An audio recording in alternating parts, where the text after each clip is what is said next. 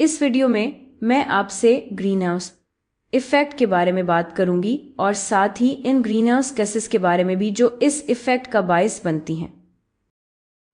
अब हम एक बुनियादी ख्याल से शुरू करते हैं। जरा सोचें, अगर अर्थ के इर्द गिर्द माहौल यानी एटमॉस्फेयर ना होता तो क्या होता। सूरज औसतन 93 मिलियन मीलों दूर है। सूरज अपनी इलेक्ट्रोमैग्नेटिक रेडिएशन अर्थ की सतह की तरफ भेज रहा है।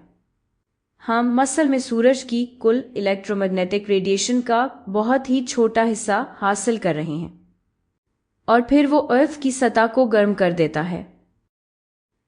अब जो बात मुझे हमेशा हैरान कुन लगती है वो ये है कि हर वो चीज़ जिसका कोई दर्जाए हरारत हो वो इलेक्ट्रोमैग्नेटिक रेडिएशन खारिज करती है, तो वो अपनी कुछ एनर्जी खारिज कर रहा है, यानी कुछ एनर्जी इलेक्ट्रोमैग्नेटिक रेडिएशन की सूरत में बाहर जा रही है। तो सतह से वो एनर्जी निकलेगी और स्पेस में चली जाएगी। लेकिन अब हम माहौल का तस्वुर शामिल करते हैं और ख़ास तौर पर हम अपने नीचे वाले माहौल के बारे में सोचेंगे जो सतह से शुरू होकर तकरीबन 5 से 9 मीलों की बुलंदी तक जाता है, जिसे अक्सर ट्रोपोस्फियर कहा जाता है। अब ट्रोपोस्फियर में मॉलिक्यूल्स होते हैं, गैसेस होती हैं, जैसे कार्बन डाइऑक्साइड, जैसे वाटर वेपर, जैसे मीथेन। दूसरी गैसेस में नाइट्रस ऑक्साइड और क्लोरोकार्बन्स भी शामिल हैं। आपको इन सब चीज़ों के केमिकल फॉर्मूला याद रखने की ज़रूरत नहीं, लेकिन जो बात दिलचस्प है वो ये है कि ये गैसेस जो नीचे वाले माहौल में हैं, ये इन इलेक्ट्रोमैग्नेटिक वेव्स को जज़्ब कर सकती हैं जो अर्थ की सतह से खारिज हो रही हैं। तो इस एनर्जी का कुछ हिस्सा स्पेस तक पहुंच जाएगा, लेकिन कुछ energy in molecules, in gases के जरिए जज्ब हो जाएगी और फिर वो इसमें से कुछ वापस अर्थ की तरफ भेज देंगी। इसीलिए इसे ग्रीन हाउस इफेक्ट कहा जाता है, क्योंकि वो सारी एनर्जी जो एटमॉस्फेयर ना होने की सूरत में स्पेस में चली जाती, अब ऐसा नहीं होता। इसका कुछ हिस्सा एटमॉस्फेयर दोबारा जज्ब कर लेता है और फिर वो इसे वापस सतह की तरफ भेज देता है और ये अमल बार बार चलता रहता है। आप ये तसव्वुर कर सकते हैं कि ये कुछ एनर्जी को रोक रहा है। अब ग्रीन हाउस इफेक्ट और ग्रीन हाउस गैसेस जिनका मैंने अभी जिक्र किया, उन्हें अक्सर इंसानों की वजह से होने वाले मौसमियाती तब्दीली यानी क्लाइमेट चेंज और ग्लोबल वार्मिंग से जोड़ा जाता है, और इसकी अच्छी वजह भी है। लेकिन ये समझना ज़रूरी है कि हमें दरअसल एक बुनियादी सतह का ग्रीन हाउस इफेक्ट चाहिए होता है ताकि अर्थ इस तरह रहने के काबिल हो जैसे ये है।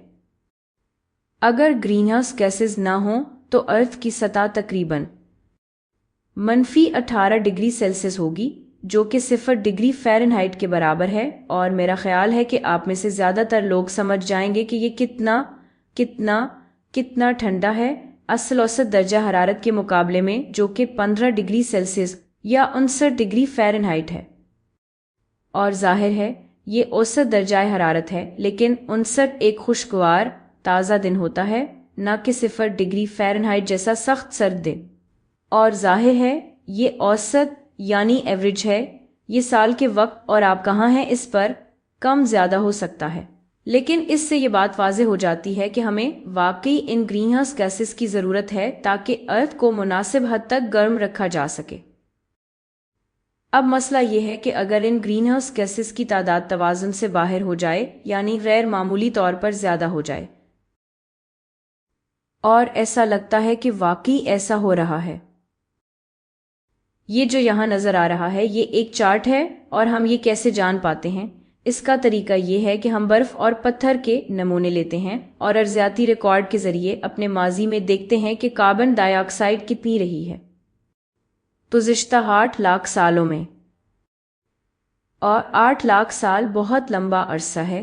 जदीद इंसान सिर्फ 2 या 3 लाख सालों से मौजूद हैं, और आप देख सकते हैं कि कार्बन डाइऑक्साइड की तादाद तकरीबन 200 हिस्से फी मिलियन के और तकरीबन 300 हिस्से फी मिलियन के दरमियान रही है, कम से कम इस चार्ट के दौरानिए में। लेकिन हालिया वक्तों में हम इसे काफ़ी आगे निकल चुके हैं। हम तकरीबन यहाँ इस औसत से दुगनी तादाद तक पहुँच चुके हैं, और ये दरअसल 3 मिलियन साल में सबसे ज़्यादा सतह है जो हमने देखी है। اب یہ سمجھنا ضروری ہے کہ کاربن ڈائی آکسائڈ ہمارے ماحول کا صرف ایک چھوٹا سا حصہ ہے۔ اصل میں یہ ساری گرین ہاؤس گیسز بہت کم مقدار میں ہوتی ہیں۔ ٹراپوسفیئر کا 78% نائٹروجن ہے، 21% آکسیجن ہے، آخری 1% میں آرگون، واٹر ویپر، کاربن ڈائی آکسائڈ، میثین جیسی چیزیں شامل ہیں۔ تو یہ تھوڑی سی مقدار بھی جب تعداد میں بہت زیادہ بڑھ جائے تو بہت بڑا اثر ڈال سکتی ہے۔ اب آپ سوچ سکتے ہیں کہ دیکھیں، ہم تقریباً 3 ملین سال پہلے بھی ان جگہوں پر تھے۔ شاید یہ ارتھ پر کوئی سلسلہ ہی ہے جو ہم دیکھ رہے ہیں، اور یہ ماننا کہ یہ واقعی انسانوں کی وجہ سے ہوا ہے، اس کے لیے ہمیں بس ایسا چارٹ دیکھنا ہوتا ہے۔ اس سے ہمیں 2 باتیں پتہ چلتی ہیں۔ یہ ہمیں اس نیلی لائن، اس نیلے موڑ میں سالانہ اخراج دکھاتا ہے، اور پھر ماحول میں کل اخراج یا کل تعداد بھی بتاتا ہے۔ کیونکہ گرین ہاؤس گیس جیسے کاربن ڈائی آکسائڈ کے بارے میں ایک بات یہ ہے کہ جب یہ خارج ہوتی ہے تو فوراً غائب نہیں ہو جاتی، اور ہم دیکھ سکتے ہیں کہ اگر ہم صنعتی انقلاب سے پہلے یا صنعتی انقلاب کے شروع کے دور میں جائیں تو کاربن ڈائی آکسائڈ کا اخراج کافی کم تھا، تقریباً 0 کے قریب، کم از کم اس پیمانے پر جو یہاں دکھایا گیا ہے۔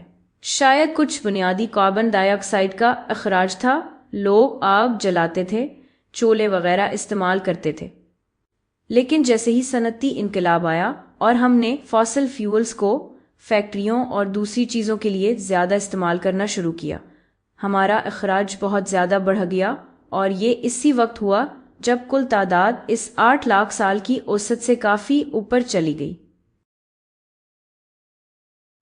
تو یہ یاد رکھنا ضروری ہے کہ گرین ہاؤس ایفیکٹ ایک حد تک ضروری ہے، لیکن مسئلہ تب آتا ہے جب گرین ہاؤس گیسز جیسے کاربن ڈائی آکسائڈ کی تعداد اپنی تاریخی اوسط سے کافی زیادہ ہو جائے، جو وقت کے ساتھ ارتھ کو گرم کر سکتی ہے، اور اگر ارتھ چند ڈگری سینٹی گریڈ بھی گرم ہو جائے تو ہمارے ماحول اور موسم پر بہت بڑے اثرات پڑ سکتے ہیں۔ میں ایک آخری بات صرف دلچسپی کے لیے بتانا چاہوں گی، کیونکہ اگرچہ اسے گرین ہاؤس ایفیکٹ کہا جاتا ہے، اصل میں یہ ویسا نہیں ہے جیسے اصل گرین ہاؤسز کام کرتے ہیں۔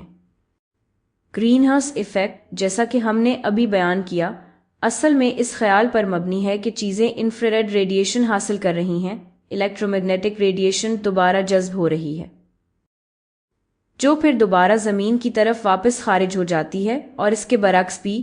ایک اصل گرین ہاؤس میں آپ سوچ سکتے ہیں کہ وہ شیشے سے بنا ہوتا ہے۔ ہوتا یہ ہے کہ سورج کی روشنی اندر آ سکتی ہے اور وہ زمین کو بھی گرم کرتی ہے، اور گرین ہاؤس کے اندر کی ہوا کو بھی گرم کرتی ہے، اور پھر وہ ہوا گردش نہیں کر سکتی۔ تو اگر گرین ہاؤس کے اوپر یہاں کہیں ایک چھوٹا سا سوراخ ہوتا تو وہ گرم ہوا باہر جا کر اوپر کی ٹھنڈی ہوا کے ساتھ ملاوٹ کر سکتی تھی، لیکن ہوا کو ملنے نہیں دیا جاتا، اس لیے ہوا اور زیادہ گرم ہوتی جاتی ہے۔ اصل میں یہ ہوتا ہے کہ شیشہ الیکٹرومیگنیٹک ریڈیشن کو باہر جانے دیتا ہے، جو گرین ہاؤس گیسز کے برعکس ہے۔